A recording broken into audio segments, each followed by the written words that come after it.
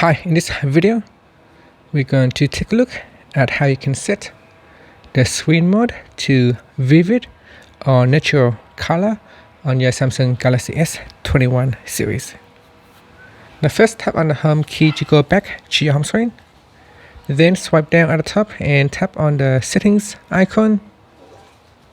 In here you want to go down and tap on displayed, then tap on screen mode.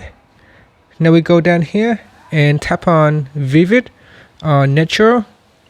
Now if you tap on vivid, there are more options for you to adjust with. So you got white balance that you can adjust the color from cool to warm or back to cool.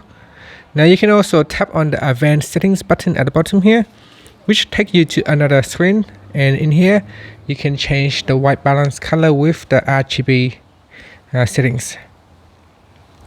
So you got red, green and blue, and that's it. Finally, you can tap on the home key to go back to your home screen. Thank you for watching this video. Please subscribe to my channel for more videos.